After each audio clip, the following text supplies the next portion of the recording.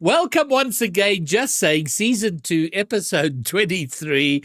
And and I can't even remember what I said at the start, but basically the focus of tonight is going to be RLCS because we are just shy of 7 days, six days, 22 hours away from the close of signups for Open number 1 of the 2026 season. And I'm particularly, I think I'm probably, Pyro, more excited about, I think this is the most excited I have been about the start of an RLCS season since SSA's first ever season in RLCS. Not the case. There's usually a number 1 or maybe 2 team, but then a super team comes along, whether that's, the Limitless and then the Maestros. So we enter in a world of almost unknown. We like to think we know what to expect. Yes. We like to put out there that, this is what's going to happen. But this is probably the greatest unknown, yes, since the beginning of RLCS SSA. And it's going to be pretty banger because by the end of November, we're going to know a lot more because we will have had one full qualifiers and regional, and Bromeo can start making his numbers make sense in terms of the stats and how they all fit. I mean, because Bromeo, there are so many players who have no record of playing with each other, so it's very difficult. I was trying to collate stats a season or 2 ago, and it's one of those things where I'm like, what how do we track who's played together? How do we track who's got the most assists as a team, And heading into this season, nearly every single roster is a bunch of people who've never played together before, and apart from a couple at the top, these are all new teams, and each week we're seeing a new roster being belted out saying looking for org, and they all look really good. And so for the first time, I think I'm going to go into an opening weekend and I will just be watching the results, because whoever makes top 8, well, they're going to be the top 8, I suppose, because I couldn't tell you who they are right now. This is the new top 8. All right, well, we do have a guest waiting, so there've been a number of banger roster announcements, and the final announcements are still going to be coming. We'll go through the ones that we know of, but first up, and we're thrilled to have him chatting with us, but to get things going, let's have a look at this little video.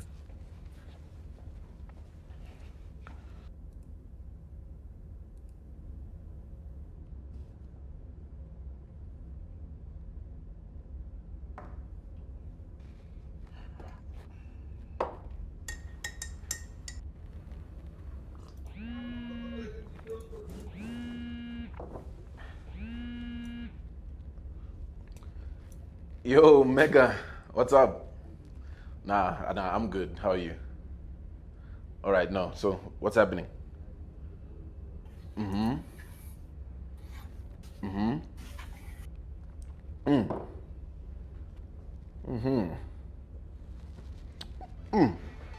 Well, all right. I mean, it sounds like we're locked in then.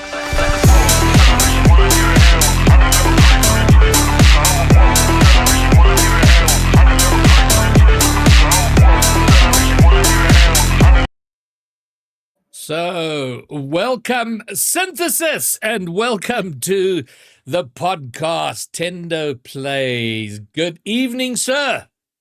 Good evening. Good evening. How are you gentlemen doing? Tendo, this feels like the culmination of 2 years of like, come on, we got to see you in Rocket League. You and I had random chats along the way, and now here you are in a pretty banger way. So first up, and first of all, and I'm going to say to Bromeo and Pyro, when and if you've got questions, feel free to jump in. We haven't coordinated how we're running the... Okay, shoot, Bromeo. I got a question. Yeah. That logo on your jersey is very sick. Given the fact that the season is almost right around the corner, can I get one, please? For sure. I'll make sure that. Flip Okay, it, that's me. flip I'm it done. and post I'm done. it. Okay, so Tender, first up, you're in Rocket League now. Mhm. Why and what are your big ambitions with venturing into car soccer? Why? Look, I guess why obviously goes back to why I wanted to start Synthesis. I think, not to sound like a broken record, if you've heard me speak about Synthesis and why I started it, it's kind of, I don't want to use the word piggybacking what DNMK used to be, but yeah, back in the day, DNMK, it was a really big opportunity for myself. And I think at the time, it was a bustling time for esports, I would have to say. There was a lot of opportunities, mostly online, of course, but I think it was a great ecosystem to kind of grow that organization at that time. And then when it all fell through, found myself a little bit lost, and I was like, all right, what's the next steps? And for me, it's like, yes, I'm a brand builder for myself. Tender Plays is always a brand that's going to exist, but I felt like, I needed to do something bigger and something that involves more people, because at the end of it all, for me, it's about the people that are involved in the organization, the people I communicate with. And I mean, to this day, people like Julia, Androva is somebody that basically transitioned from DNMK into like Synthesis, right? It's about the people and keeping those relationships going. And I really value that. And so now leading into Synthesis, where we're at, obviously I wanted Synthesis to kind of merge between being really good at content and like film production, but still kind of carrying over the gaming element, etc., and coming together. Hence the name actually is Synthesis for that reason. It's a synthesis of kind of my passions of like all those different aspects. And look, we have to be involved in esports, I felt, and that's something I am committing to, always be involved in esports. I'm a caster myself. I understand esports. I understand the passion, the love, what players are feeling, what the casters ourselves we feel. And I've been trying to get involved in everything and anything that is possible. If there's a funny tournament that ACGL puts out, I'm like, oh, all right, this is interesting. There's probably a community behind that. There's a community that needs Synthesis to come there and tell their stories. And so I felt for a long time, RLCS, I think even back like in DNMK, we had a Rocket League team. I've always wanted to be involved, and I always thought it's such actually a massive opportunity. It is probably the most massive opportunity Sub-Saharan Africa you could be if you want to be a professional esports player. There's definitely RLCS. So for me, it's just about getting in the scene, getting to know everybody, finding myself in a situation like this where Synthesis is exposed now on the Just Saying podcasts. That's what it's all about for me, and that's why I felt like I need to get involved. I need a team. And we tried with Ravi and Devour, but it was very volatile at the time. I would have to say we didn't really know what to expect, and they're also really young, so I didn't want to push them too far, right? And step on their toes. And I think it's a good thing at the end of the day. I think where they've developed as players right now is really great to see them. They're hot market right now, you know what I'm saying? But yeah, stepping back into the current roster, Declan Tabs, I think when they came for Comic-Con, we had a great time. It didn't go great on stage, but in terms of them being part of the org and gelling with everybody, I think it was all good. And I think for me, the idea was to always keep them for RLCS in a sense, but there was that lull period where people disappear and. Now, what would you say your ambitions are? I mean, everybody who picks up a team, of course, they want to win, but I feel like SSA has several metrics for success. I mean, the fact is we have one spot for majors and worlds and whatever, and honestly, that's going to go to the biggest checkbook, probably. Although there's a lot of competition out there this season, so it's certainly not cast in stone.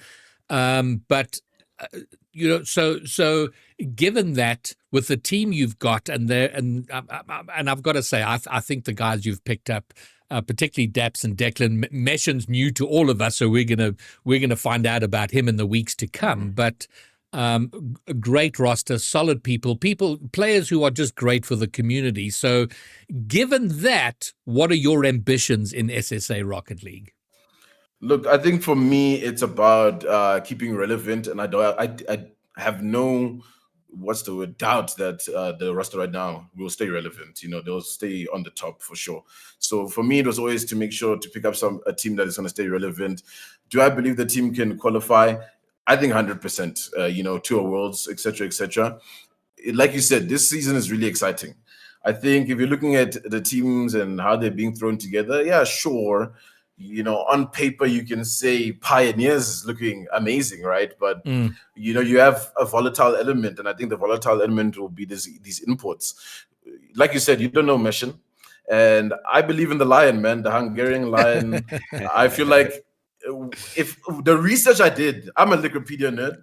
I have a Oh, yeah. Wikipedia tab open right now on Rocket League, and I've went deep into his, history. And I think if you go to Hungary right now and ask who's one of the best players, they're gonna point him out.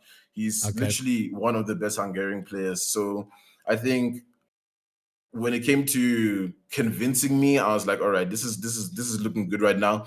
And I know obviously Declan and Dab's history. I mean, they've been playing together, so it's kind of like keeping the bromance together kind of vibes for me. We might have to play on that one a little bit throughout the season. I don't know.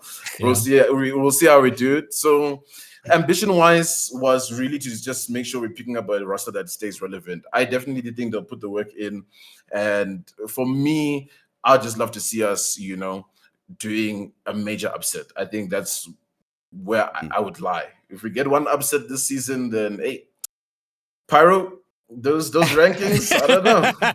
Listen, if you wanted an upset, I have crafted it perfectly for you, because I think there's several people that would say that I have underrated that team, and I think they make a very good case for it. If your angle is to upset, you will definitely do that. If your angle is to win, you will definitely compete for that. I love that you're a Wikipedia nerd, and I will say as well, Thendo, I was definitely in the dark about like the history of your team, your participation with DNMK, the fact that you're very community driven. Like, I love the story behind Synthesis. I'm so glad I got to like learn more about it. It does seem like you guys have more of a content focus. So I want to hear more, like, what do you feel like that was sort of a drought in the SSA scene? Like, not a lot of orgs or teams are bringing a lot to that. Is that something that you feel like with Synthesis, you can bring something different, like a new flavor to the scene? I think we're already doing that, to be honest with you. I think you can Google is a bad word. I think we use Twitter more as esports users. I think you can go on Twitter and search up any of the South African orgs right now. I'm not taking a jab at anybody. I'm really close with a lot of the organizations, but I also understand their struggles. What's not so deep behind the scenes what's happening, but I can understand. I mean, esports in South Africa is tough. You really have to be passionate, right? You can mention teams like Goliath Gaming, who I think we would all love to potentially have inside RLCS, for example. They're such a massive, organization, but I can understand why they maybe don't want to enter the scene. They might have XYZ reasons, right? But in terms of when it comes to content creation, I really think we are pushing the barrier. We have, I would say, quite a sizable investment for content creation, like equipment, right? You guys have been there at Comic-Con, Greybeard and Bromeo. You've got cameras in your face everywhere, right? And so that's really the core to the business is, providing good content, and hopefully one day when we get sponsors, for them to see that value of like the quality of content that we do. Because I mean, if you look at the announcement video now, it's I like to call it a skit. It's like a quick skit. I mean, that's a whole mini production we had to put on. If I had to give you the behind the scenes, which I think we'll do one or two of in the future, you'll see that like there's really a lot that goes into making content. And for me, again, when I looked at ambitions, like you mentioned, I was really interested in team streams already, right? For me, the whole team stream idea is giving an organization like us the freedom to do something, great. Not just, potentially two casters casting the game. You don't know what we're gonna do. Let me leave it like that. All right. Let me leave it like that. Love Let me this leave it like already. that. I love it already. Yeah. I'm very excited. I'm very, very excited. Yeah, you guys clearly have a vision that is unique, and I just wanted to highlight and hear more about that. So thank you so much for giving more insight to that. Yeah. I think I also just want to hop on the back of this one quickly, because we did see you at Comic-Con, and you guys weren't just carrying around little, phone cameras. You guys were carrying around rigs. And I love to see that because there is literally no other org that is doing that, let alone even had a presence, Well, to at be fair, a we local have to shout out perspective. Unity there quick. But you're in terms No, of no, no, no, no. content, Like Synthesis I, wins hand down. I, But Unity are good for vibes. Just got to shout them out. I'm not mincing my words here. Like GB will be inclusive of all the people who showed up and handed out jerseys. Sure, I appreciate that. It's a start, but we need to do more, and Synthesis is doing more. So I'd like to highlight that. We can't celebrate mediocrity. We cannot celebrate, the things that are, fun to have. These are vital, and I feel like Synthesis and their camera setups and the focus on content is something that nobody else is doing. And I want to know why, from your perspective, it is so vital for an org to focus on it, because clearly you have taken a big interest in it. I mean, the answer is very simple. Go on to Fnatic, go on to Sentinels. That's what they're doing. At the end of the day, I don't want to use the word, it's like mimicking, but drawing inspiration rather. They're technically very content focused, right? I mean, content focused, right? As much as, yes, they have esports and people are like, yo, the esports teams, if they're not creating content around those teams, then you're not going to care about them. If you go on YouTube right now, you'll find at least 16 documentaries that Team Liquid is making, right? It's just the norm, right? And for me, I think Eli, before leaving us, said it well. It's just about it being a norm, right? It shouldn't have to be above and beyond. I understand, like, not everyone's gonna have the rigs. I know we're very privileged to be in a situation where we have like this investment, but it very much really just starts with getting like a very 10,000 rand camera, maybe entry level for the team, and just vlogging everything, posting it, and uplifting it in terms of maybe other organizations that are, I'd say, at a similar scale or a similar level to us. So it's really about brands overseas. They are not so much always signing for the esports itself. They're really signing for the storylines. At the end of the day, Razor loves Faker's story because he's done it 6 times. Most people don't even really know League of Legends, for example, but the story of him because we're telling it so much. That's what it's about. It's about just the background of people and making sure that people understand that. So 2 things on that. First of all, since you're so content driven, do you think we can convince Daps to get a profile picture on Twitter? It's kind of iconic, isn't it? You know what? It's kind of I find that kind of interesting because it's like, if Dabs' character is that profile picture and people remember Dabs and know Dabs for that reason, then who am I to tell him to put on a profile picture? I think, You're the damn boss. but again, it's like, what's the word? It's his brand, right? And part of an esports team, which is something, even back in the day when I was working with Julia, what I was trying to employ is to understand that here is Dabs, right? There is this, player. We know him as a kicking cars around, in the ball. But who is Dabs further than that, right? And it's now trying to turn him into a superstar so that everyone is talking about Dabs. And now here we are talking about his profile picture. It's now it's becoming more iconic. You may as well keep it on, for example, now, because now we're gonna keep remembering for it, So it's kind of interesting. I think for us, we always want to help the players as well build their brands. I think, if they're streaming, you stream, get behind the streaming, because I think that's also critical and important, for example. Now, the second point I want to make is really just to echo what you've said, because it's a drum that is being beaten by people like myself and Pyro and Muckfish and others, is the value of content, which you have just highlighted. And I want to make superstars of our key players. People like Snowy, To Die For, Sweaty, they are kind of superstars because they've done so well in the game. And, Yeah.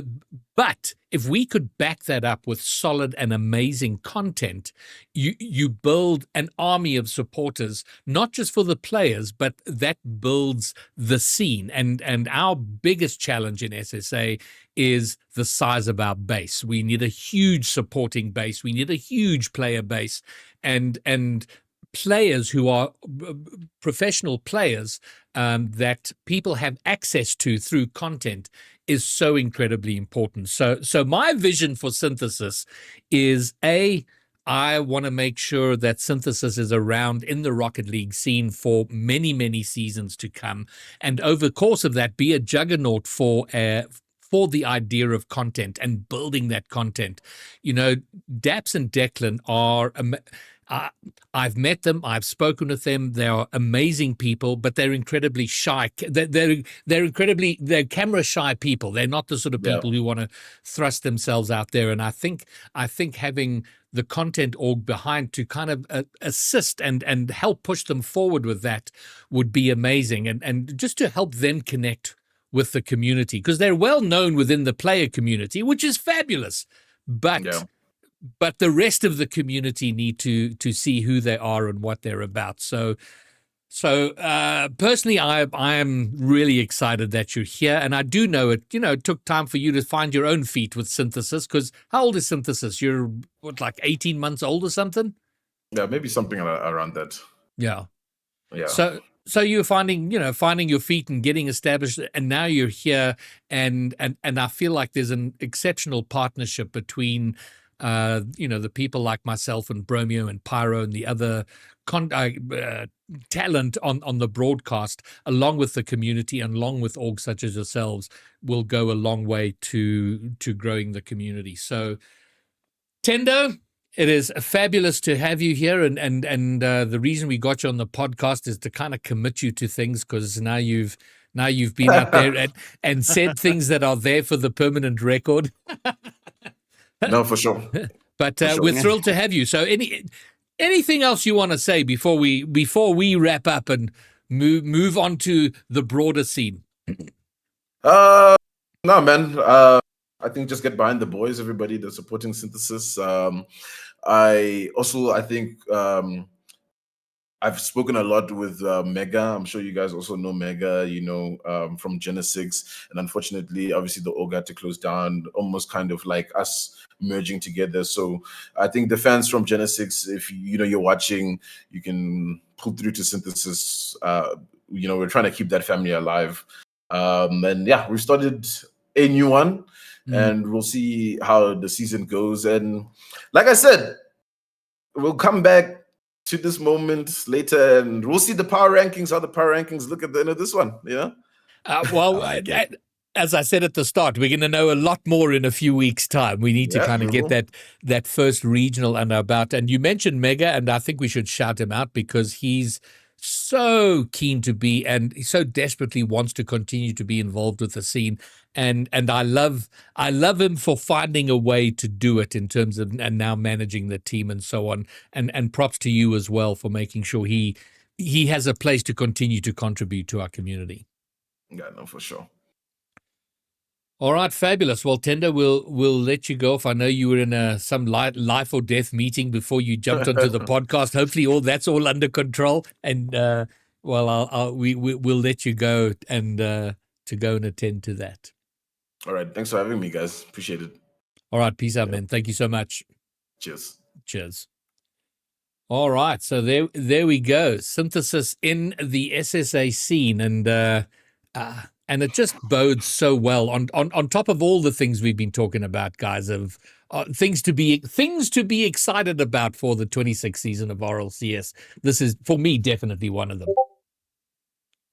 Yeah. I have two big takeaways from that conversation. Like, one was the fact that Tendo explains this like content focus of an org being a norm rather than exceeding expectations, right? This is what orgs should do. They should help tell the story of these players, of this team, build that community. And I really feel like what Synthesis are doing are going to like set a new bar for what orgs should be doing in the scene. So I'm really excited about that. Mm. And then number 2 is the fact that they think they should definitely be higher in the rankings. And I love that. And I absolutely love that. That's exactly like the very point of that was to begin conversation about these teams that I just wasn't seeing. Like we're just, it's not out there. So let's start the conversation. And we're finally getting into that, which is exciting.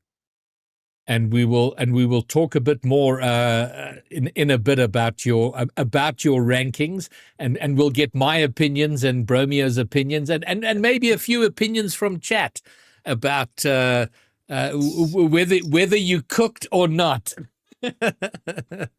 But speaking of org announcements, we saw the one there from Synthesis, their little skit, and then we finally got confirmation on the Pioneers roster, and they put out a bit of a banger. So let's have a look at that. Every journey begins somewhere. Ours started here in North America, where we clashed with giants and carved our name into RLCS history.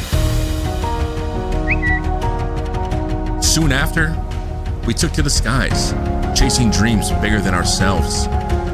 Our journey carried us to Oceania, where we forged a legacy that resonated across the world stage. And when the dust settled, we disappeared. Time passed, the world kept moving, but the Pioneers, we never stopped building. Because Rocket League isn't just a game to us.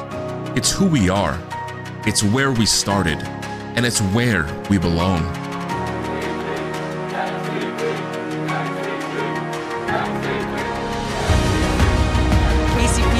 Demos wasn't able to steal the boost, but now they have tanks and Fiber. From the nets! Trying to go for the fight.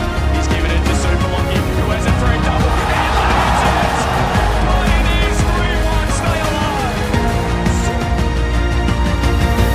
And Now, we return. Hunted, and they're scoring! What, Lewis? Oh, Lewis! What a pass by Sweaty to die for Freedom! That is disgusting. He's just slotted it past here with a pre-jump. What a goal. Look at the power Sweaty just generated. That is such a technical, awkward aerial shot off the wall. Top bigs. A new frontier, a new region. The Pioneers are back, and we've landed in sub-Saharan Africa. Well. The Pioneers come to SSA, their roster, Sweaty, To Die For, Lewis P, and then coach being Lawler, and that was rumored for some time. It feels, Pyro, now like it was one of those badly kept secrets. It was kind of out there, but now we have confirmation of that roster and coach. We do. Yeah, that video makes me emotional. I can't lie. They have a story to tell. They're ready to tell it. Even just the Pioneers, like, remember, seeing them as a literal rooting for that team in NA. I was in the basement of Dickey's Arena during the wild card where I saw them compete on LAN as well, that Pioneers org, and now here they are in SSA. It's very, very exciting. They're behind a thrilling team that are going to be difficult to beat. And great work on the introduction, on the announcement. Big Sin voice actor, like new amazing voice actor. Like, what's going on with that? He sounds amazing. So yes, only excitement from my behalf. And they have come with an incredibly strong roster, which we have said from the beginning has all the makings of being the team that represents SSA on the big international stage. But now we have also said that they're not going to have it all their way. There is some stiff and proper challenge. So I thought we'd go through those. I mean, we've already gone through rosters a few times, so we won't belabor the ones that we've already known about and so on. But there are some banger rosters that we are getting, just given the new landscape of SSA Rocket League and the 2/3 rule. And it has raised great questions, which we are so looking forward to getting answered as the season gets underway in a couple of weeks. So first and foremost, let's talk about signups. There's 1 week left to sign up. So signups have become the priority. We need to get a lot of teams signed up. Currently, there are 38 teams which have signed up. Now, before Region Unlock, the highest number of signups we had when it was hard region lock in SSA was 66 teams. Then it went haywire with every region in the world coming to play SSA. And I think we got in one crazy regional, I think we had 124 signups.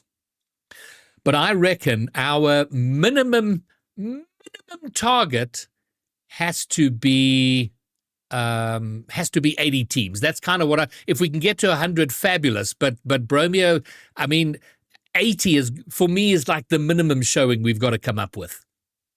I think 80 is the expected, and we were hitting that with a lot of the import teams coming in, like you said. And I do think that this region can support so many more slots. And I know that most of the guys who will usually have signed up are going to sign up.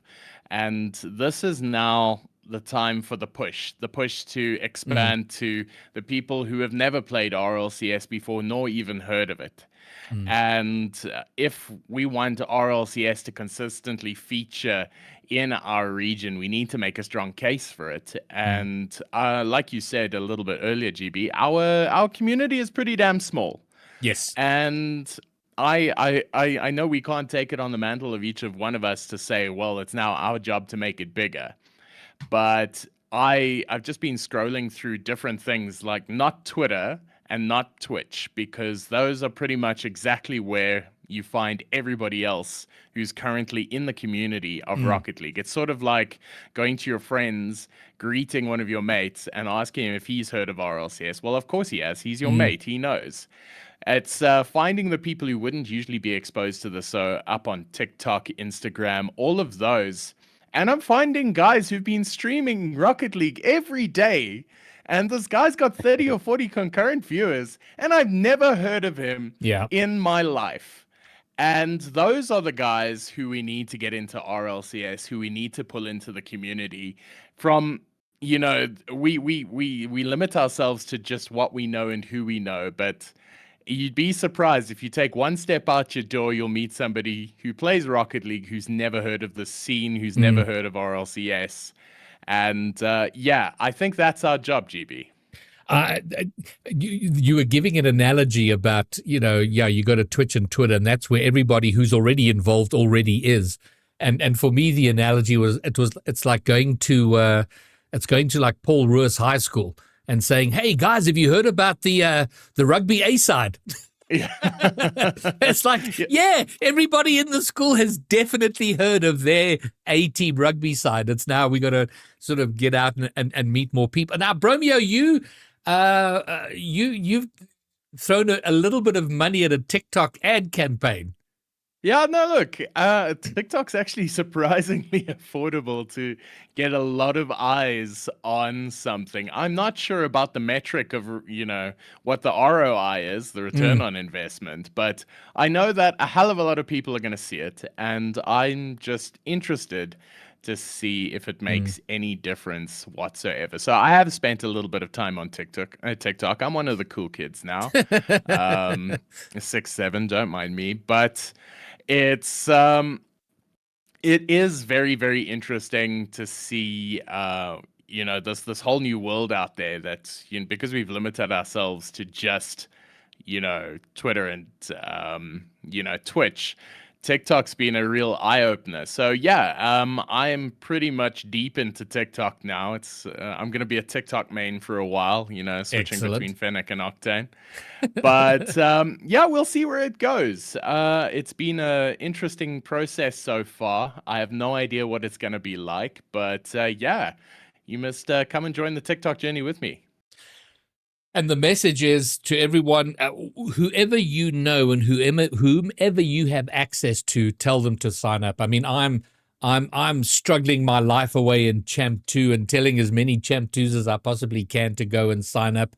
And I've had a few people say, "Oh, so do you think I can do well?" And I said, "No, you won't, but you need the experience. You've got to go out there and get a sense of what it's like to compete in a tournament, get experience, get some real idea of what the skill level is that you should be shooting for if you want to compete." High school teams, and I know I've been in touch with some high school teams, and it is a tad awkward because exams are ending like a few days after the start of the first Open. So I know there's complications there. So we'll probably get a lot more school teams in the second Open. But we need people signing up in numbers. It's how people get connected to the scene, meet other players, meet coaches, ways for them to improve, etc., etc. So whatever you can, we're doing what we can, and whatever you out there in the world can do will be greatly appreciated.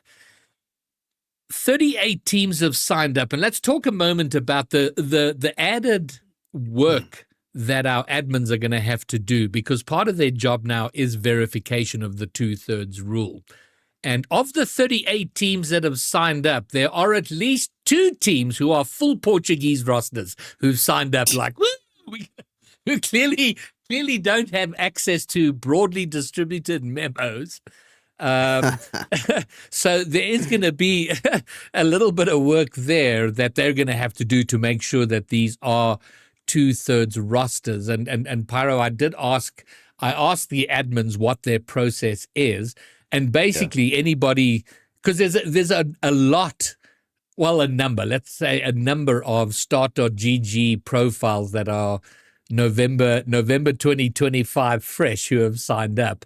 So, so any players there that they're not sure of, the admins are going to ask for documentation to verify residency. But it definitely, it's not just the bracket they have to worry about, Pyro.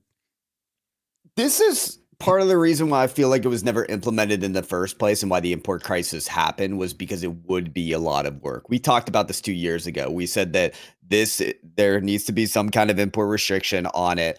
But if it doesn't happen, it's probably going to be because it's going to be a lot of work. The admins have to really dive into a lot of accounts and figure out, can you viably play in this region? And I think that there were no rulings because that was too much on the hands of, all the people running it in the background, and especially with the new team and having to manage so many things. This is just one thing that would be too much work. Now we have the foundation in place to actually put these rulings in front. I mean, we can remember a couple regionals at the end of the season where, okay, those player names are downright unrecognizable, and we think they could be other people. Yes. So ideally, something like that never flies again. Like the work to figure out the origin of the players is properly done. Well, I think what is good, because the rule has been instituted, I think the local admins have been given a lot more power in terms of verification and so on, because during the last 2 seasons, when there were those questionable names, there wasn't a lot that the local boys could do. They could just sort of open a ticket and submit it to the powers that be and hope for the best. Whereas now there is a little more local authority, which is fantastic. And no doubt they're going to have to exercise some of that authority. Yeah, definitely. But it's going to be a start, at least, right? It's going to be a start to where we need to go. So yes. I'm remaining optimistic. And that is very funny that there are 2 teams that are 3 Portuguese players. That is hilarious.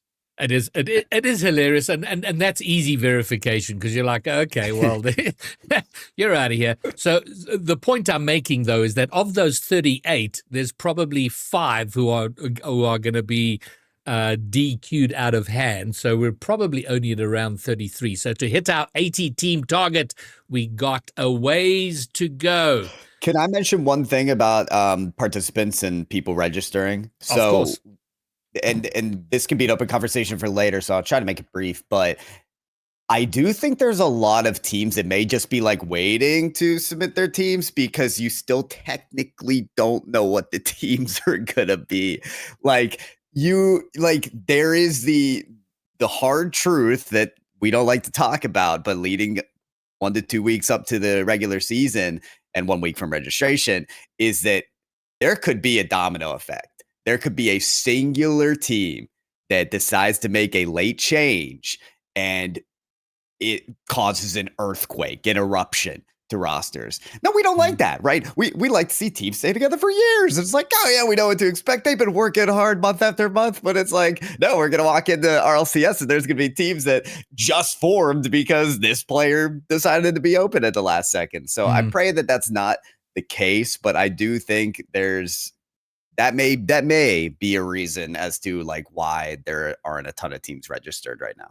I don't know what it's like the rest of the world, but I do know with SSA is players generally are sort of lastminute.com. It's kind of even if you've got your team locked in, you're like, I don't want to seem like I'm too eager. I'll wait until the last hour, and then there's panicky tickets because something went down and like you're running out of time.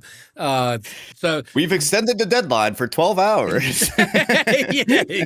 So don't be those guys. Go and sign up right now.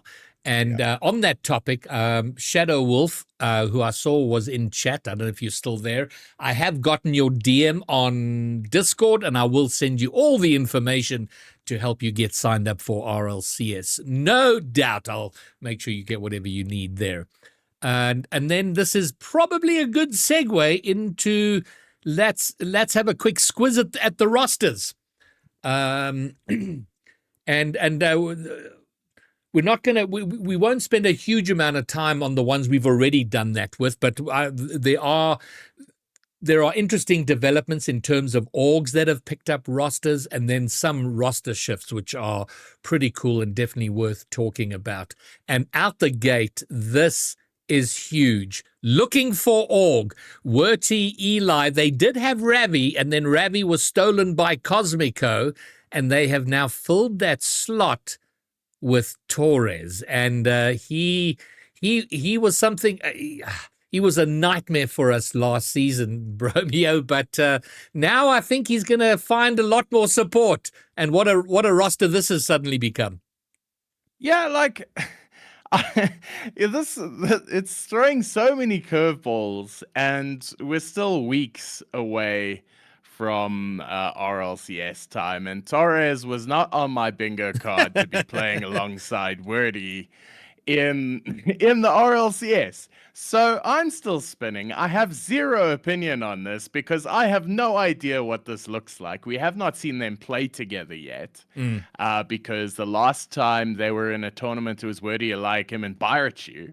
So I don't know what's going on, GB, and to be honest, I kind of like it because Torres was immense last season. He was one of the top 10 players in the tourney for sure, and I'm pretty sure he's going to continue to be. And the fact that he's continuing to look for playtime in SSA means something, rubbed off on him when he was here. So Werty, Eliakim, Torres. Wet was oh not my God. was not something I was planning on, but I am not against it in the slightest. I think let's get wet. Yeah. I think them together is a really, really crack team. I'm just not sure, who plays who where, because Torres is electric, so is Eliakim. Werty is pretty much the only level-headed, not speed demon on the pitch. So I'm not sure what the dynamics are going to be either, but it's let's find out. Pyro, this is one of these question rosters. Like, oh my God, on paper it looks amazing. How are they going to be on the pitch? But I mean, the last time I think you and Machtfish were on when we first spoke about Werty, Eli, and Ravi.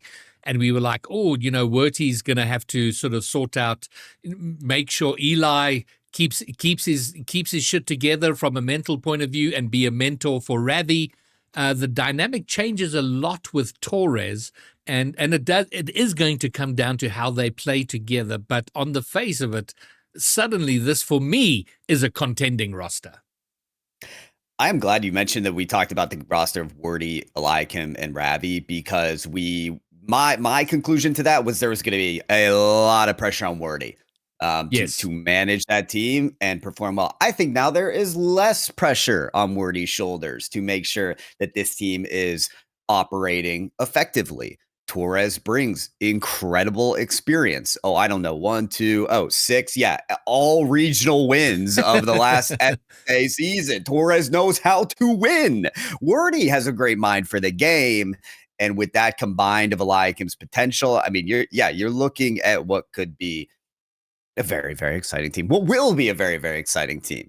So I think that's good for Wordy. I will say the other funny, interesting part about this roster, kind of what Bromeo was saying, it wasn't on my bingo card to see Wordy and Torres together.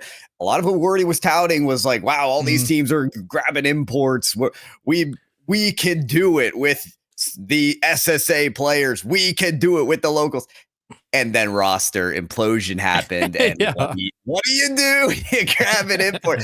I don't blame him. I would do the same thing. But it's also like, okay, we tuned our horn a little early there.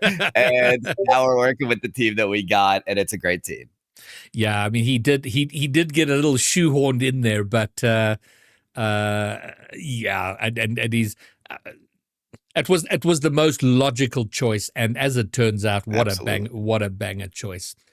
Next up, Cosmico. This is a team we know about. We were just talking about Ravi, Jeff, Steak, and Ravi.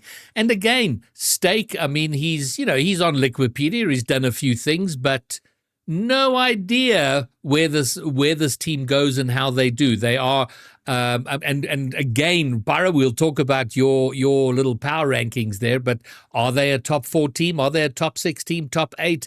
Bromeo, unanswered question. We see what happens at the end of open number 1. And Pyro's already done this big power ranking thing, but there's so many teams now that have potential. And, in prior seasons, you had a pretty clear-cut top 8. And, it was pretty easy to put people into boxes. Well, that's a top 4 contender. That's a top 8. That's a top 16. That guy's never going anywhere near a Champ Sunday. But now there are so many good teams, especially when you're including a quality import player that can elevate a good support team into a really, really good team. And now Ravi is still pretty new to the scene. And Jeff is starting to really come into his own. And you've seen how he's been playing over the last season. He's really getting good. So with the introduction of Steak as well, I am not sure what to expect from this team. They're either going to be incredibly good or they're not going to quite get there. But I couldn't tell you which one it would be. I think we're going to see Ravi continue to improve, and he gets better and better all the time. Jeff probably didn't perform to the best of his potential this 2025 season, and I hold thumbs for a breakout season for him, because if he has his breakout, this is definitely a contending team. So that's Cosmico. Next up is Pioneers. Well, we just saw their banger video, Sweaty to Die for Louis P. Oh, I don't have their coach on there, Lawler. And the last time we spoke Louis about P. this... Who's Lawler? Can you explain who Lawler is? I was saying Louis instead of Louis. Oh, did I say Louis? Yeah. I meant to say Lewis. Just get it squared away now. Absolutely. Casting nightmare, absolutely. So Lawler, Lawler was one of the he's been involved in the Rocket League esports scene pretty much since the beginning, was one of the OG casters. Been around content creating. He makes videos every week. He live streams, very intimately involved. He's hosted a lot of things, but Pyro, we touched on a little bit. I have no idea what to expect of him as a coach. know we had this conversation last time, and my Yes. opinion hasn't really changed since then. It was the fact that, there are some question marks on the like RLC analysts become coaches. We brought up Achieves as a good example. I thought he did an incredible job with Poab. And so my expectations are like positive towards Lawler. I think he has I think an educated mind in the broader scene of RLCS brings a very good perspective to the coaching role. Because he has a very, in my opinion, holistic view of everything that goes on in Rocket League, whether it's to the micro or to the macro. And so that kind of wisdom should play well here. But yeah, I mean, the coaching role is one thing. The team is another. I mean, like the team is like the thing I'm the most excited about right now. And I will say, like, one of my biggest things I'm excited about is Sweaty. I think Sweaty kind of has a chip on his shoulder with what happened at the latest, jumble with the international tournament. And FIFE, thank you. And like, in my mind, Sweaty, man, I don't want to say that until we really do a player ranking one day, but I think he can and very well could be a good case for the best player in the region. And he wants to prove that. He is ready. He's fully prepared to prove that from what I've seen in the off-season tournaments. I'm excited. I'm excited for what Sweaty's going to do. Go, Bromia. GB, and this is something that I'm not sure if we've even considered. We see getting a caster and analyst in from a coaching position, but all I know is that every time Lawler goes live, he gets more views than anybody in this region. And the fact that KCP have brought in somebody like this, instead of picking up an RLCS coach who's been bred and pedigreed, I'm just interested as to why. Because if they're spending money on this, which they clearly are, why would you go for the guy who's got a banger Twitch stream? And this leans into it. This is a very good team. And sure, I'm sure Lawler's not going to be the only one with an opinion as to what's going on with this team. But for sure, from a content perspective and for putting SSA, firmly in front of the camera, I think it's a very good move. And I, for one, will be watching the hell out of whatever they put out. And I'm sure you will too. If for no other reason, the fact that we have someone with a platform like Lawler has to be intimately involved with SSA is fantastic. It's more attention to SSA, more eyes on it, and the more attention we have, the better it is for us. As rough as it was from a playing perspective the last 2 seasons, from an exposure point of view, man, we've got Data Light who's in chat. We have an army of people who are now supporters of and people providing support and assistance to SSA. And the more of that we get, the better it is. And it's brought an org like KCP into the region, and maybe we bring more. And the more resources we can attract, the better it is. So if for no other reason, I'm very excited about that. And before we move on, just remind me if we want to pick it up a little bit just now. Rising Star Academy, Kirika's coaching setup. They hosted a tournament over the weekend. Yes, that's on the agenda for the end. It's on the agenda because I have a story about Data Light. So Data Light, don't go anywhere. Oh, okay, good. Data Light, more feature for you as the podcast goes on. Next up, the No Name team, because they don't have an org yet. They've called them. This is the name they've registered on start.gg with. No Name team, Guns, Tekos, Snowy, and I've still got Nox's as a question mark for coach. I don't know if that's confirmed or not. I see Guns was in chat. I don't know if he's still there. Perhaps he can. Did he post about it? I don't know. I don't know. Oh, he did. He did post. That's why I'm associating it with him. Nox has posted, said we're looking for an org. So, as I understand it, Nox is the coach. And well, we've said what we have to say about this team is that they're a good team. They're definitely up in the top 2. Whether they can overcome the Pioneers remains to be seen, but absolutely up there. And Skill Steel, to answer your question, no, they don't have an org yet, but I do believe there are conversations ongoing. I've had 2 orgs reach out to me asking about them and so on. So there's definitely interest, and I have no doubt that they'll get themselves an org. So, synthesis, we just spoke about them. Daps, Declan, Meshin. For me, we're aware of what Daps and Declan can do. They've always been there and thereabout, have never really broken through. It feels like they hit a ceiling. They need to break through that. Like their ceiling seems to be around top 8. They need to break through now, and that probably comes down to Meshin and how well he meshes with the team and how well they do together and what sort of impact he has. Yeah, for me, this is a team where like I'm just excited to see them compete. I want them to compete. I feel like in the offseason, Daps and Declan had some like not the best results, like results I would want to see from them. And so to me, their stonks aren't up. But they bring great veteranship in this region with Genesix, right? They continued to push, the envelope for outside of the top 2 local teams across the last 2 seasons. And yeah, it's like to me, their range of where they could perform is really, really broad. It could be high and it could also be an understatement. So I just want to see them play. And Black Efron, to answer your question, yes, you did miss Tendo. He opened the episode tonight, so you'll have to catch the VOD for that. Next up, Astronic, team we know, a team we know well, and a team we love. Skillsteel, Devour, Onizuma. Onizuma, pretty much a debutante. In the RLCS scene, and someone I've been impressed with in the off-season tournaments that I've seen him play, and so very excited about seeing him, but untested, I think, at the top level.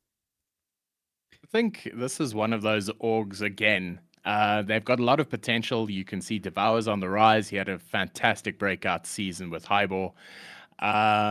And picking up Onizuma as a complete wild card, on the things we could have seen coming, this was not one of them. And Skillsteel remaining and being the level head as always means that these guys are in for a shout if they play their cards right.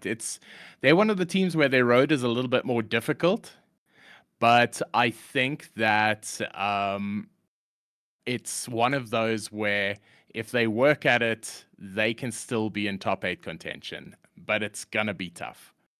And they've beaten Werty to the punch, and that I think they're pretty much the only high level expected team to be all SSA. Skillsteel and Devour, South African, Onizuma out of Reunion Island. So they've got the Werty manual of the mantle of the all SSA team. And Skillsteel at 28, still rocking it out there, man. It's so banger to see. So that's very, very cool. I do want to make a comment on Astronic. Yeah, go briefly. ahead. Thank you. So I just hosted a show match between them and the Jeff Ravioli and Steak team, which was awesome to see Skill versus Ravi. Devour really excited me. There were moments in that series where he completely took over, scored 3 goals in a row to force OT. I loved seeing that. His striking was perfect. So I think he has, again, more potential. Onizuma, I felt like was tested a little too much. I felt like he had some inconsistencies where it was just missing the ball, flicking it backwards. And, those things happen, and it could just be an off day. But it kind of did prove to me that, like, okay, there's some mentorship to get under the wing and play at this level right now that needs to happen. And honestly, he couldn't be with anyone better than Skillsteel for that, because Skillsteel has proven that he can bring people up to that level. So I'm excited to see how this team develops over the course of the season. All righty. Well, Onizuma, we and everyone else is watching. And then Kitsune, and I'm planning to have Steph from Kitsune on the podcast next week. To chat about. Steph is a CS main, been very involved in the CS scene. Their CS team finished second, were the runners-up at VS Gaming at Comic-Con this year, and she's been cajoled into getting into Rocket League by Olympic, which is a good win. So Kitsune getting their feet wet in the Rocket League scene. and Olympic, who's an old veteran, Mojito, who we don't know anything about, but he's not a youngster. I think he's 21, there or thereabouts. And then Drew out of the UK, and Specs, who's a local player, but just honors the sub. So an interesting roster to get started with, and I'm not sure. I saw Drew was in chat earlier. I don't know if he's still there. I don't know how. I mean, they're absolutely a top 16 team. I don't know that they push any further than that at this stage. I think that this is going to be a fun team to watch and a fun team to support, especially with Olympic. He's a firecracker in it, and Drew says they should do decent, but they're not aiming for major things. And I think that's fair. I think this is going to be a good squad to watch. I don't think they're pushing for contention, but I don't think that's the point. I think they're participating, and I think that's really cool. Drew saying it will be a content team. Well, that's fantastic. That excites me, Drew, as you are well aware. So good luck on the journey. Looking forward to seeing you guys out there at the end of next week. And then Death Cloud Esport have picked up T-Shao, Twinza, and Tweaks. Triple T's out there. And Tweaks, I thought he was going to have a banger breakout season in 2025. Didn't quite happen. He's not quite lived up to that. But if he can sort that out, there's a lot of questions for me with this roster at this point. Is this announced? Yes. I missed it. I missed it completely on Twitter. Okay. Yes. Go ahead. Sorry. No worries. Yes. Okay. Thoughts on the roster now that you're okay. But yeah, so I don't want to underestimate this team. You know what I mean? Yeah. Because they played in the Cash Cup and they did decently well, right? I think they got top 12, maybe. And T-Shao's on that next up list for a good reason. Twins are, I think, got a top 2 with 77 blocks at one point, but he knows the SSA scene very, very well, knows how to compete, knows how to win. I just have no idea what Tweaks is as a player, literally no idea. So it's really hard for me to rate this team. And I think, first of all, GB, I can't find the post on Death Cloud's social, so it might have been announced to you. No. I'm not a leaker. So no, I'm not saying that at all. It's like they could, the head of Death Cloud could have gone, Greybeard, here's our team. Hold on a second. Yeah, it's possible. It's possible I got ahead of myself. I'm just checking my Discord. All right, fine. So possibly Death Cloud Esports roster is speculative roster. But I will, yeah. Yeah, no. I just wanted to jump onto what Pyro was saying, having not seen Tweaks play. I think Tweaks and watching him play in RSC, and I think RSC has been such a good window into some of these fringe players. Tweaks is on the rise. He has been for the last season or so. I've seen his name pop up more and more often. And the fact that he's now making, rosters alongside T-Shao and Twinza means that even they are taking him seriously. So I think this is a team to watch. It is one of those teams where they could do pretty well. They could take some big scalps along the way.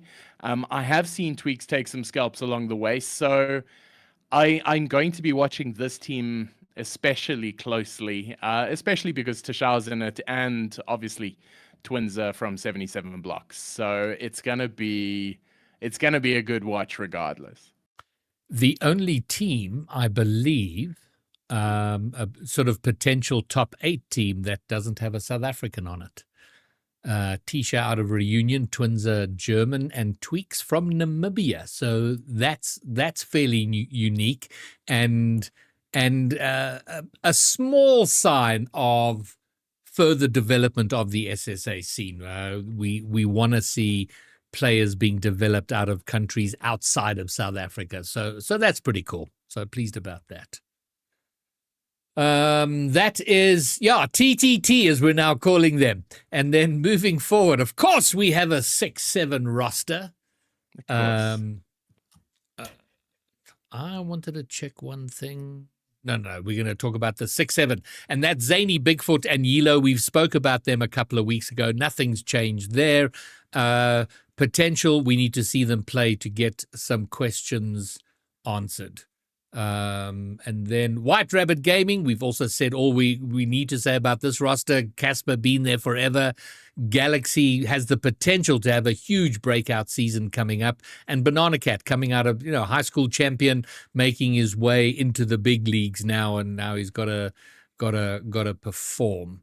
And then Unity picking up the Dutchies, Lackstar, Skull G, and Friction. And Pyro, we said all we want to say about them on the last podcast where we spoke about them. But the thing that's changed is that they were picked up by Unity. And Bromeo, I think we'll agree this is the perfect roster for Unity.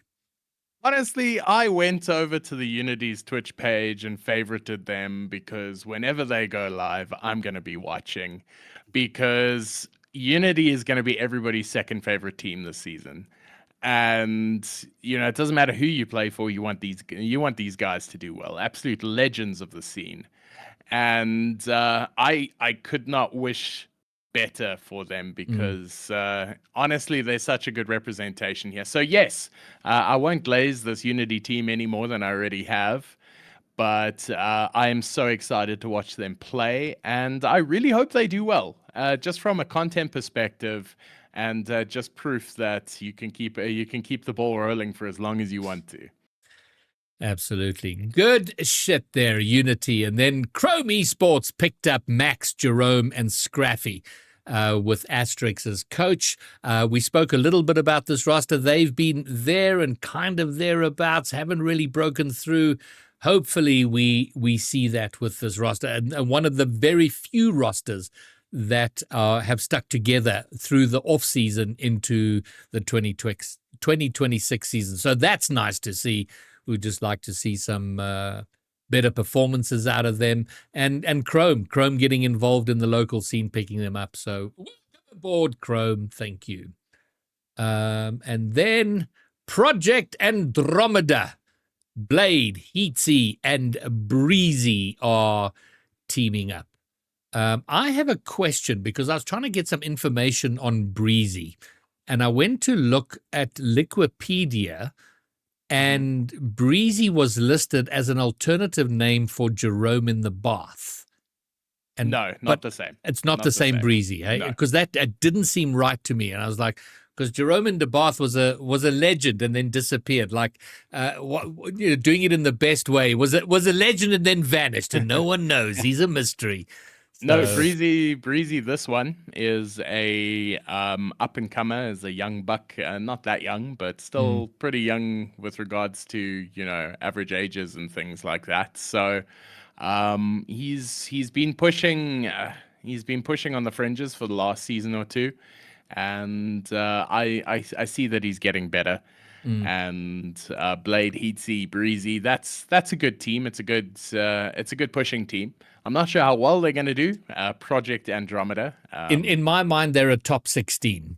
Should be top 16. No, easy, and maybe easy have top 16. Yeah. Easy top 16. I'm just not sure if they're a top 12 team. Yes, agreed. So question to be answered as we go. And then Labosh, and I love the fact that Labosh is now an SSA 2/3 team. 2 reunion players and an English player, Eagle, Willant, and Inspire. So this has great potential. Easy top 16. Do they push into top 8? I really, really hope so. I remember having a chat with Werty when during an RSC draft period, and the one player that he wanted out of the draft was Willant.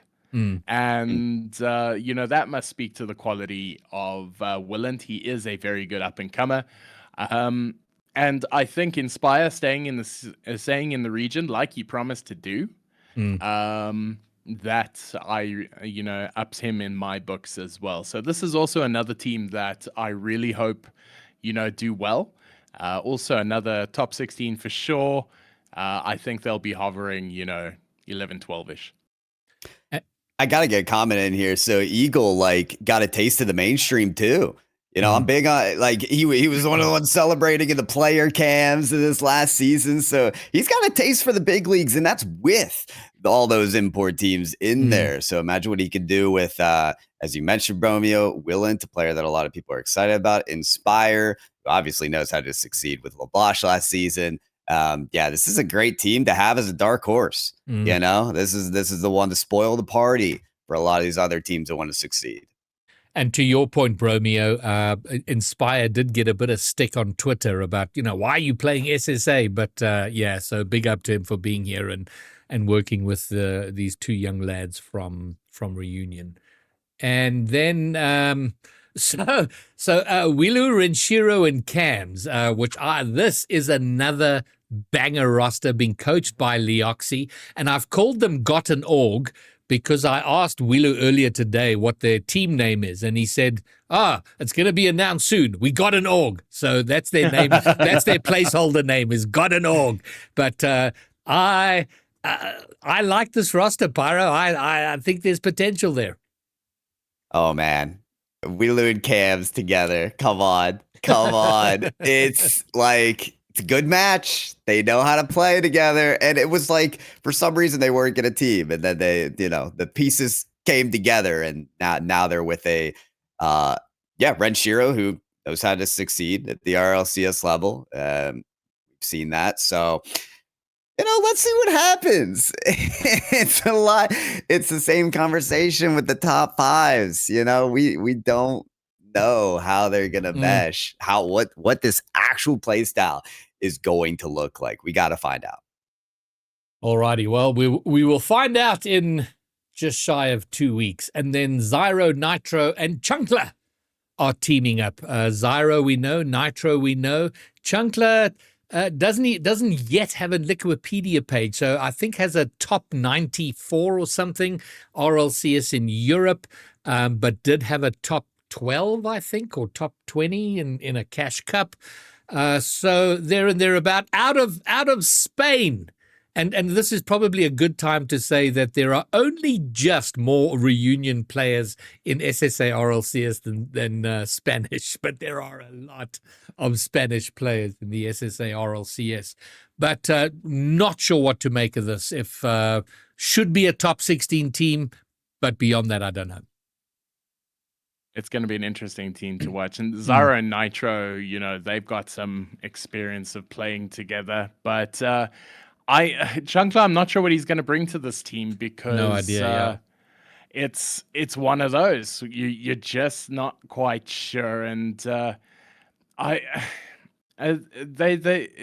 had a fantastic season coming even into, Comic-Con. He was looking pretty great. But, Nitro, you don't need to speak too much into his qualities. He was, one of the shortlisted 6 to represent our country. So it's one of those teams I'd like to see play before I get an opinion on them. Of course. But for sure, they're definitely in for a shout. All I'll say is they might have a little more experience than some of these teams that are being made up last minute. I've heard Nitro talk about having a team with Chancla for about a month now.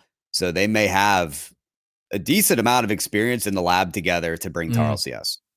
And Chunkler has a 2's peak of 2200, so not a bad player. But we see how he performs in a couple of weeks. So we'll file that one under questions to be answered, which is a very long column at this stage. And then Project Zero, and I've put these guys up because there are questions. They played this roster, Dusk, Dawn Zero, and Moon, played in the last Cash Cup, the October Cash Cup, and did very well. They beat Daps's team, didn't make it into the top 12, but looked very good. And then I've had a couple of people message me and say, wow, these guys are really good. And who are they?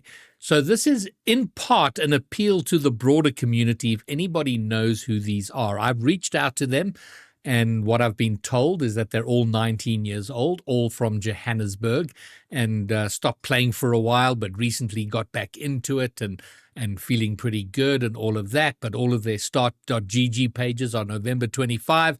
And I've had people message and say, asking questions like, who are these guys? How come nobody's heard of them or seen them or knows them? So, interesting. So I've just put them here because we're not sure. And if there is any information on any of these players from the broader community, it would be greatly appreciated. Red flag, red flag, red flag. Like everything you're saying is like, hey guys, can somebody do some serious analysis on who this is?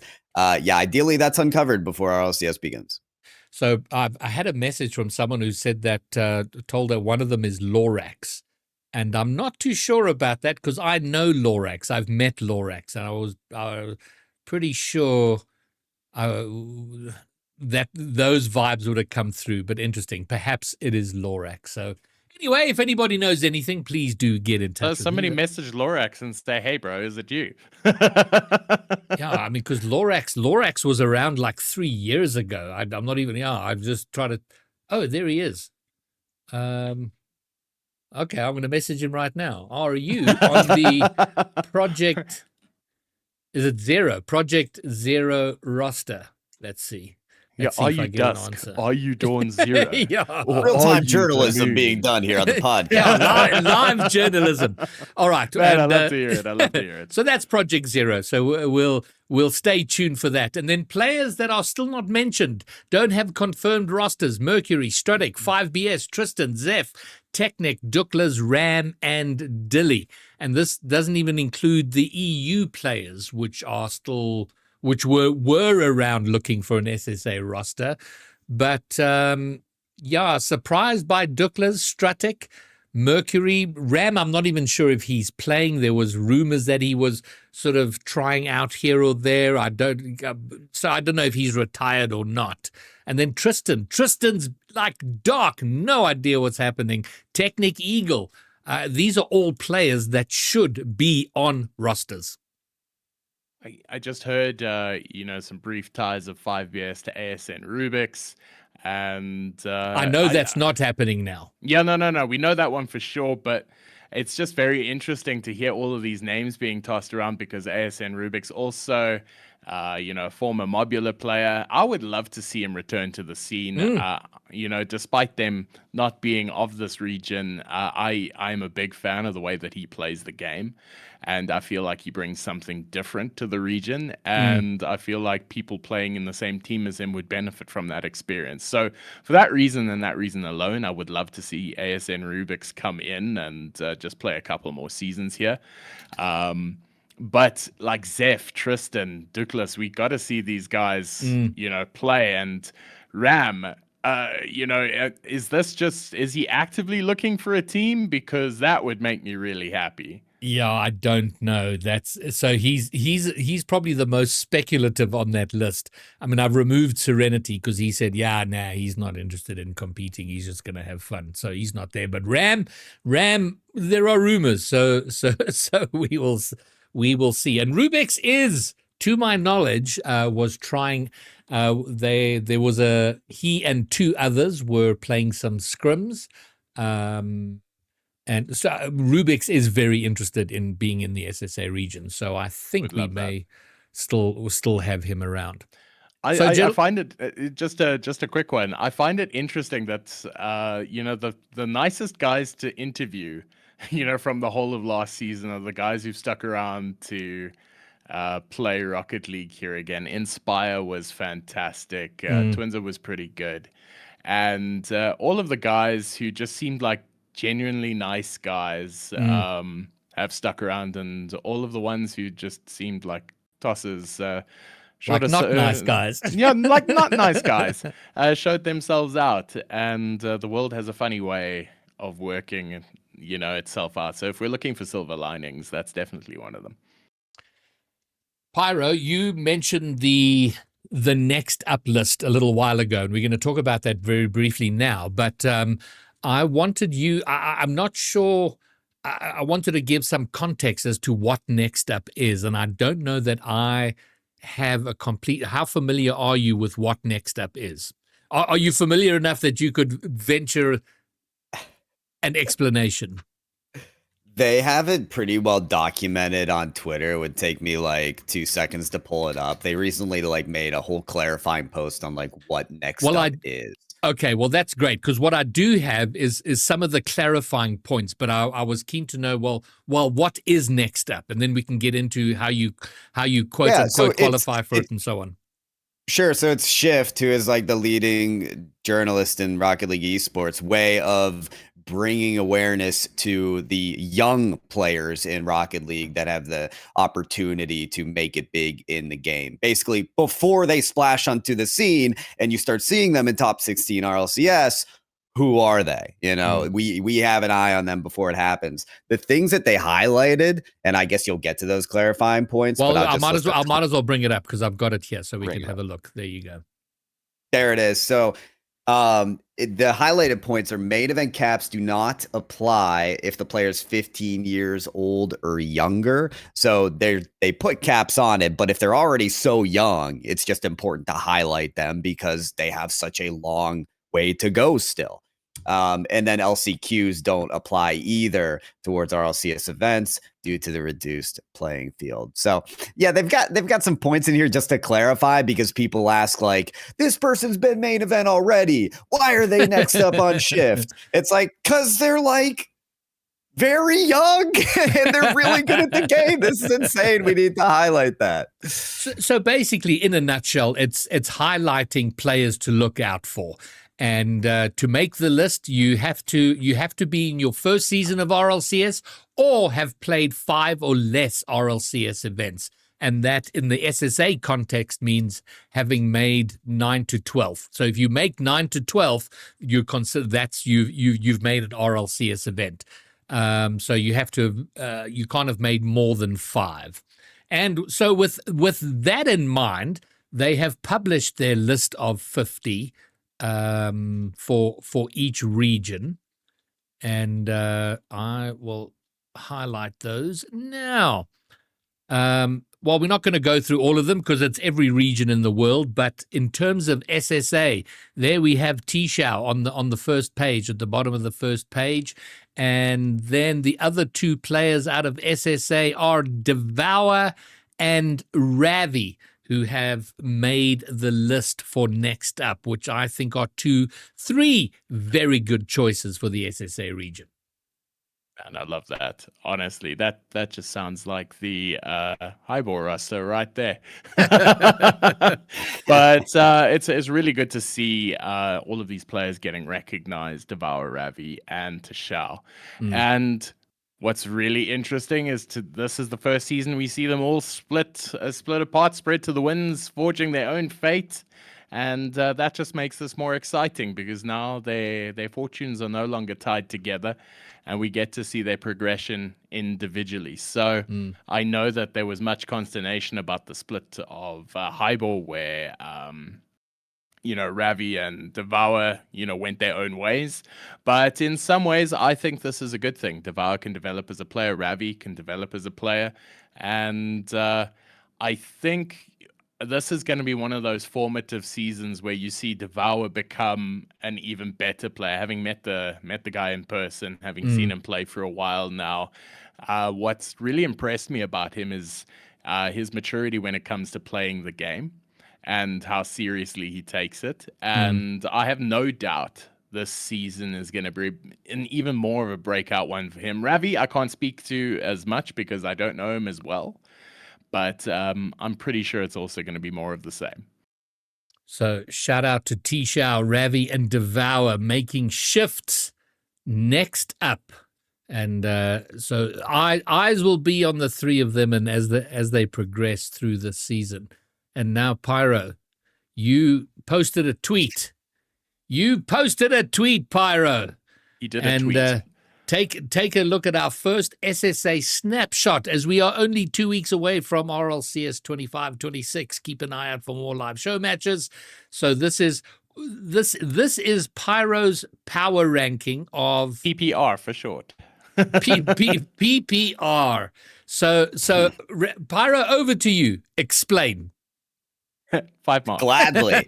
So I've been hosting some show matches. I've been seeing some teams compete, and I want to get these guys on the board because we've been having all these conversations, but it's really hard to like synthesize a conversation into like one graphic to say, here's what we think. And this wasn't just something to say like, this is my definitive list. Like, obviously there's a lot of shakeup, but my role as an analyst for this region for so long is to get people involved, interested, and educated.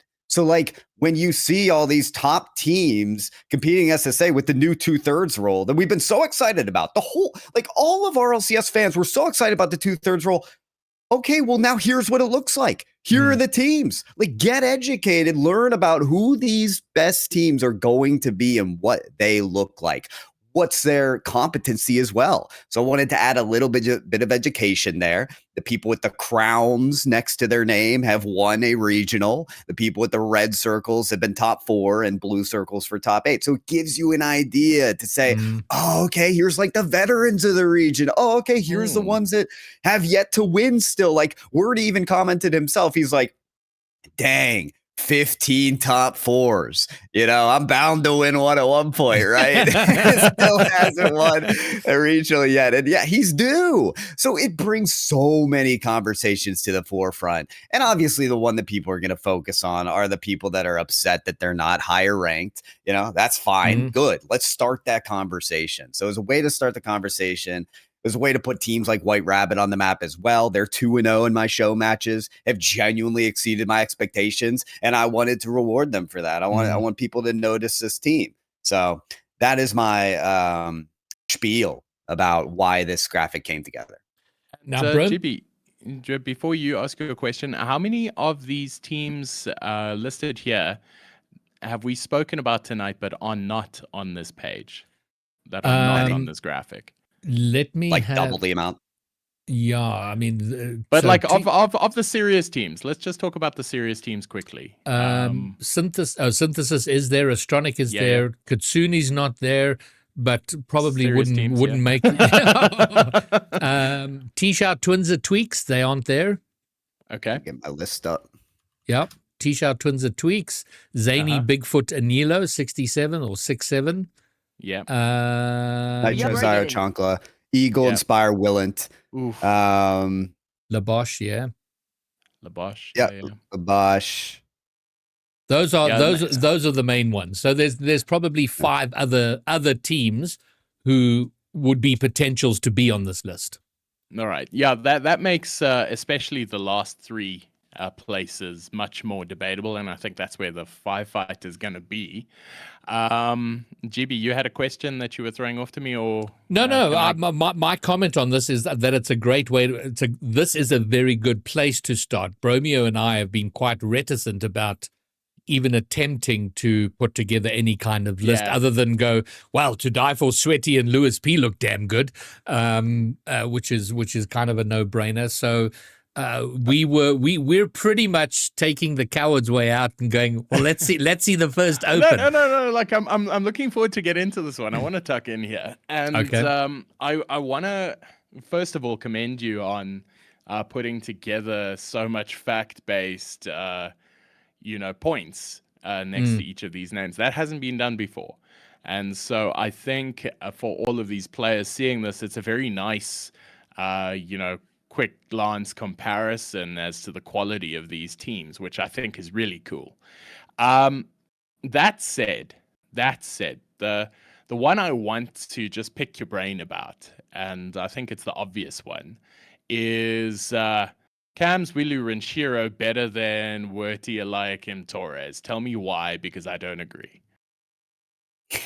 Do you want to pose an argument first? Other than you don't agree? I'll pose the argument. First of all, Torres, absolutely immense for Foot Esports last season. Werty is an absolute general, and I feel like he brings value to any team that he's in. He's constantly pushing top 4, right? And Eliakim, if they can get good coaching, he is possibly the only reason, if he is not blowing hot, why they would be in fourth position. I'm not saying that Cam's Wheelu and Renshira is not good at all. I think Wheelu's playing out of his skin of late. I just think that fight for third and fourth is going to be big. I would just back Wordy to take it. Yeah, that's fair. So I think maybe we just focus on two different things. Like the thing that I'm more focused on is like, because I think it will have a broader impact. Rocket League is a team game. It's not just like the one import you're bringing in for SSA. So I'm really focused on the local duos. And I think the duo of Cam and Wheelu have more competency than the duo of Wordy and Eliakim. They have more, between the two of them, more grand finals like appearances. I think they very simply like have proven their worth in terms of how to win in the region.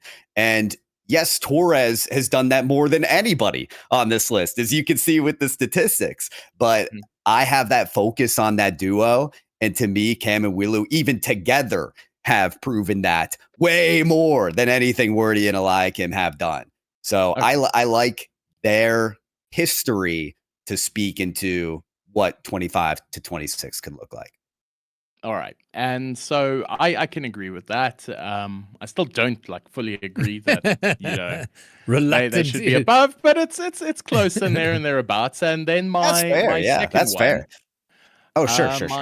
My second one I'll bring up, and since we've spoken about next up, I can see that Ravi's team in 5th, Devour's team in 6th. I want to know where Twinza, Tweaks, and Tashao would slide in if you were comparing those teams side by side. Yeah, so I made a note in the replies. One of those notes is some teams are not announced, and I could see them fitting in to the 6 through 9. That is a team that was very prominent in my mind. I mean, Nitro, Zyro, Chonka a little bit as well, but mostly Tashao, Tweaks, and Twinzer. Where do they fit? Probably 8. Probably behind Astronic and Synthesis, yes.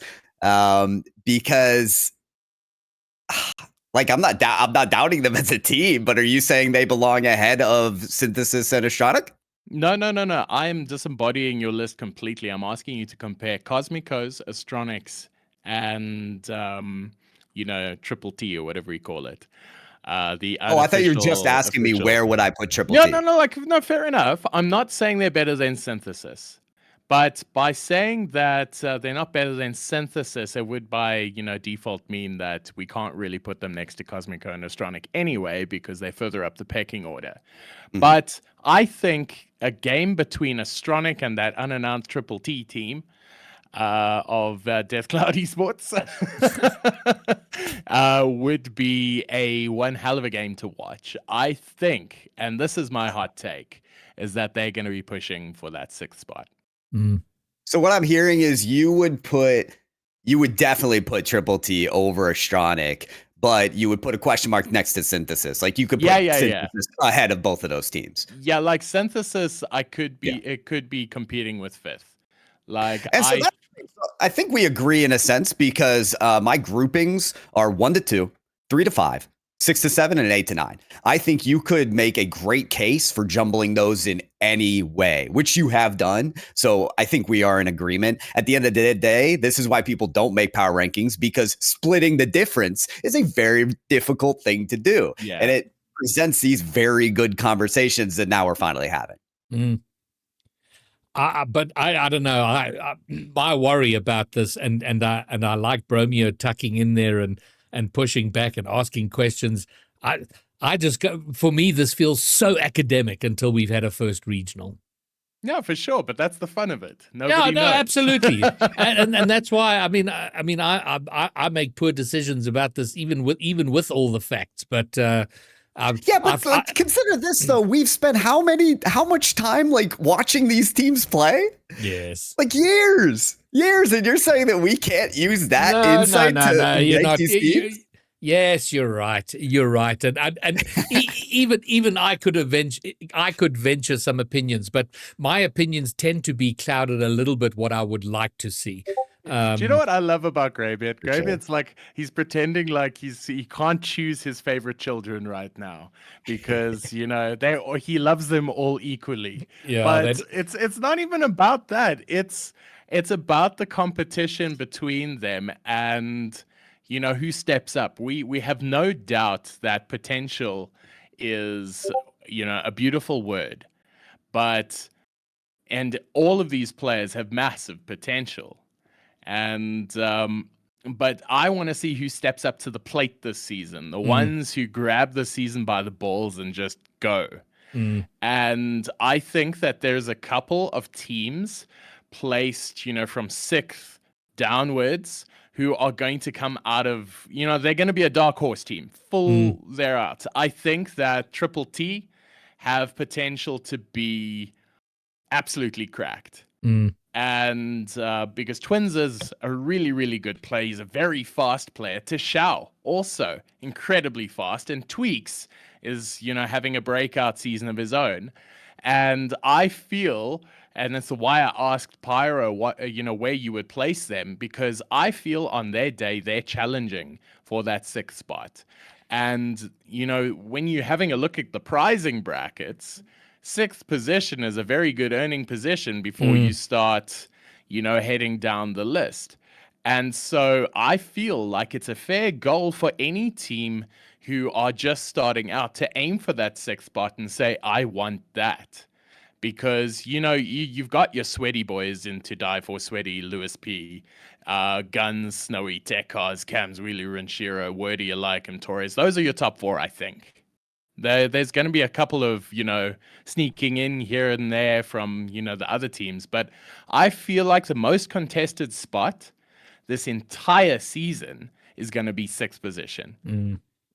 Well, this is what I'd like to do then. After the first Open, the 1st of December, on Just Saying, we have to all lock in our top 8 for the end of Split 1.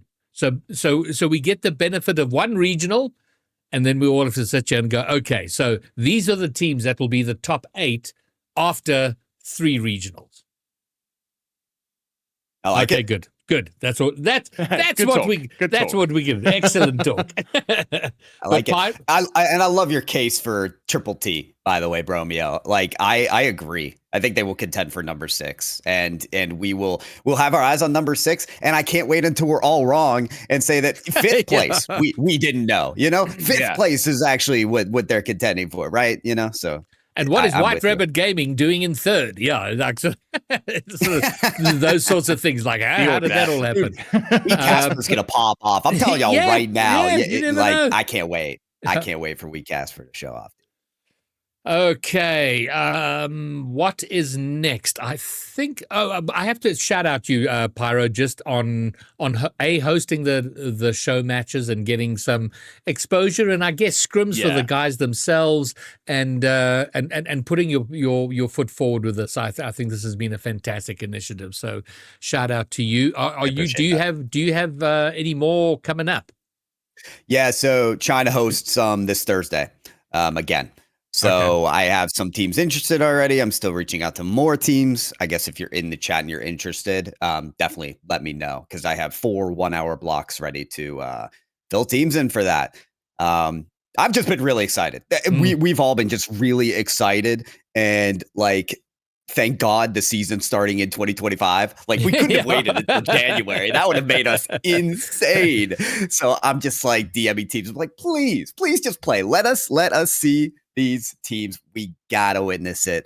So yeah, likely more games this Thursday. All right, then, talking about all things content, Eli Kim is back on the content wagon, and he's made a video. I think he posted a video a couple of days ago. He's about to go with a second. He wants to do a lot more with the YouTube thing. So this is a shout out for his channel. If you're not subscribed to Eli's channel, go and do that. I'm putting the link in chat.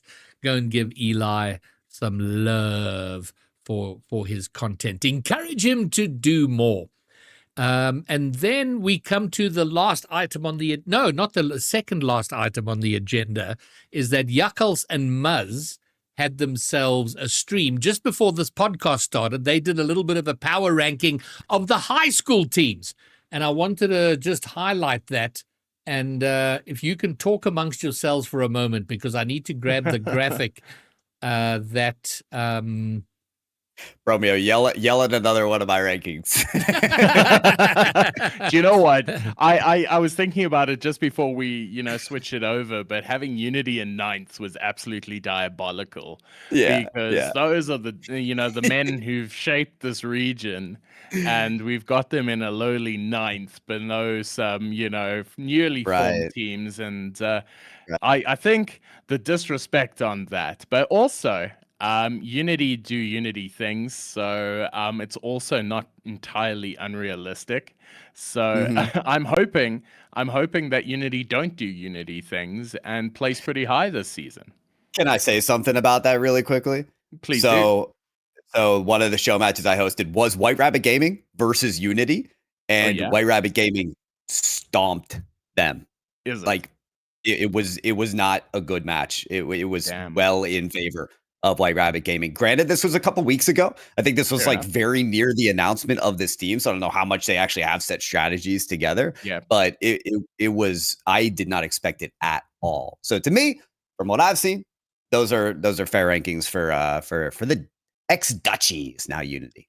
I mean, fair enough. Skulk G probably hasn't played the game in 2 years, so needs to get back into it. Yeah, I don't know what he is, how much he's been playing. I'm curious about that. We should actually run this. If anybody knows how much Skulk G has been playing, we'll actually check that one out. Is he actively scrimming? Is he playing, or does he get back from his his job, kiss his wife, and then log on for a game or two before going to bed?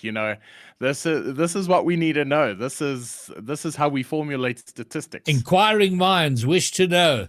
Yeah, so, exactly. Let's have a quick look at what Jakkals and Muzz cooked up. High school Rocket League. This is their top 8 power ranking.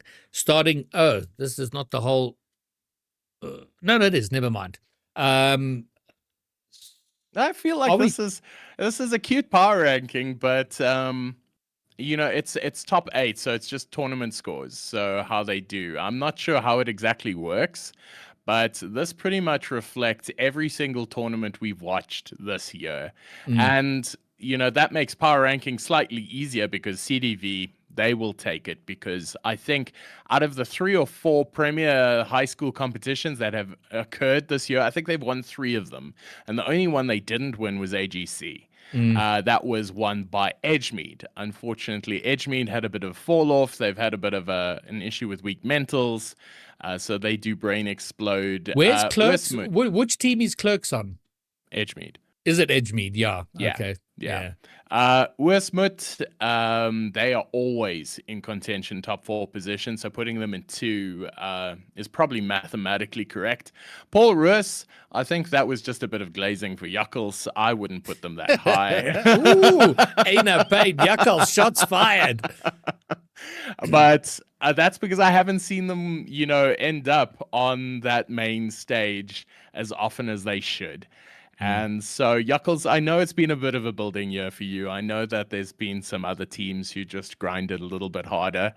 And I know Paul Russ is always there and thereabouts. I think about position 4, it gets a little bit of speculative. I know that there were a couple of opportunities for all teams to place. And the fact that Riverwood was, had players like, I can't remember the kid's name now, but honestly, all community guys. And that's also something that's been really interesting to see, is the slow integration of high school into RSC. And what's really interesting is that Curra Durbanville have had such a breakout season. Coach Woody, well done there, that they've got 2 teams in the top 10 of this power ranking. That's amazing. And that's how much of a force they've got to be, reckoned with. And it's very interesting to see, because I think this Curra Durbanville team, nobody's in matric there. So I think they're going to be together for a while still. And that makes it even scarier. So I know Paul Roos was very quick to the punch. So was Gray and a whole bunch of other teams. But there's so many teams coming out now that predictions like this, they're not going to look the same even a couple months from now. Kiro Durbanville, one of the teams that they are going to be signing up for RLCS, but they're sitting out open number one, which their exams, the qualifiers are on the 22nd and the exams finish on the 27th. So they're focusing on school stuff, which I guess there's an argument to be made that that's important. So I'm sad to see that, but looking forward to seeing them in RLCS and see if they can cause an upset, get into the top 16 and maybe throw a spanner into the spokes of some top 8 team and throw out a bracket for a playoff because they made it through. But just remember last year was basically a fight between Paul Roos and whoever was closest. I think it was Westmouth. Now there are so many other teams being included, and high school Rocket League is just exploding. And I was watching a team called Riverwood Yuckles. Thank you in the chat.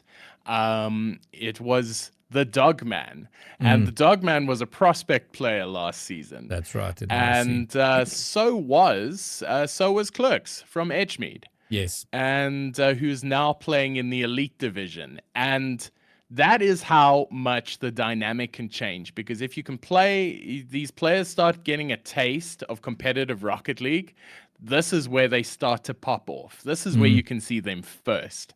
And that's what makes high school Rocket League so incredible, because yes, you do get a bunch of plats playing up against GCs sometimes, but in a couple of months, that plat is now GC2. And that is the kind of growth that you see in high school. So I just want to give such massive props for Yuckles consistently putting a light on this and shining it on, something that we'd otherwise not know about.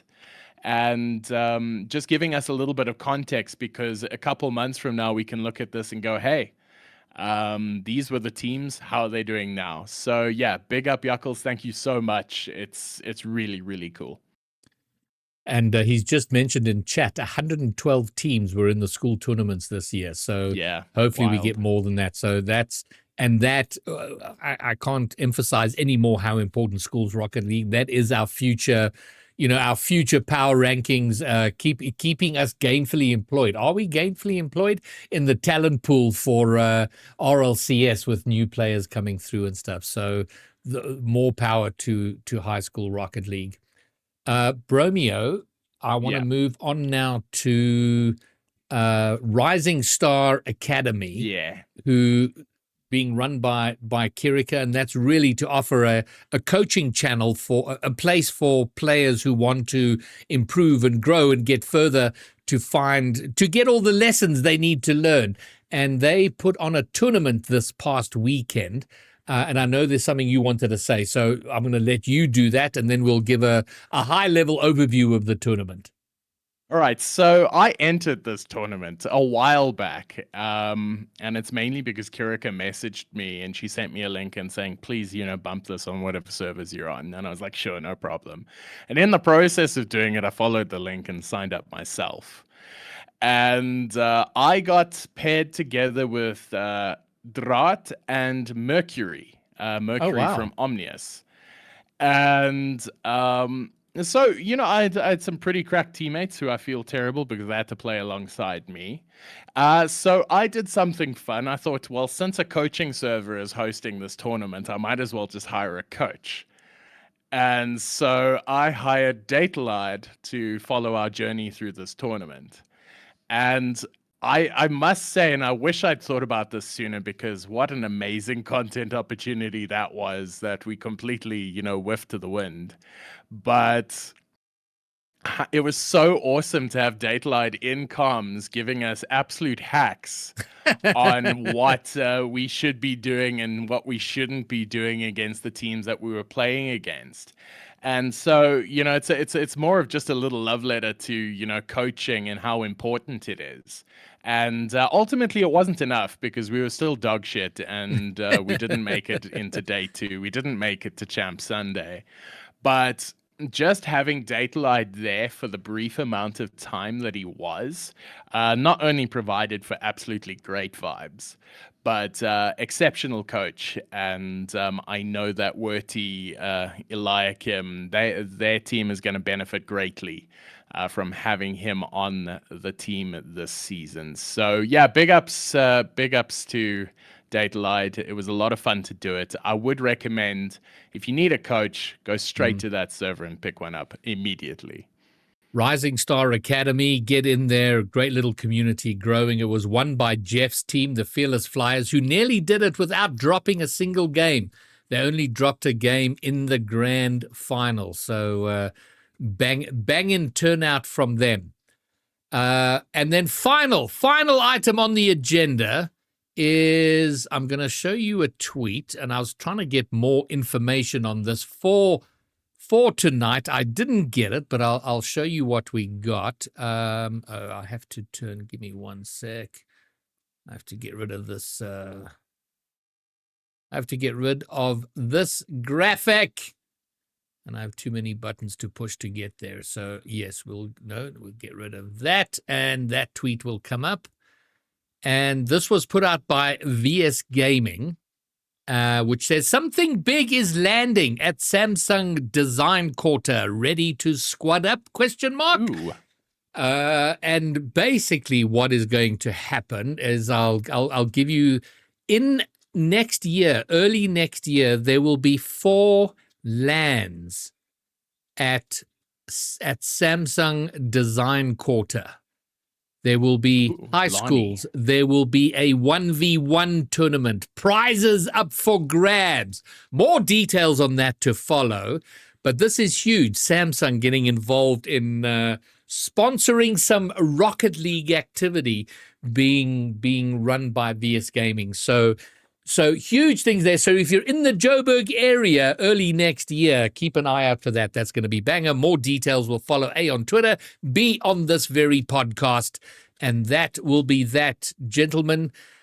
We've managed to waffle on once again, much longer than I had intended for us to waffle on, but lots of exciting things. It's a consequence of all the growth in Rocket League. Peace out, everyone. Thanks for coming to hang. So from me, Greybeard, the Bromeo, and Pyro J. See you again soon. Peace.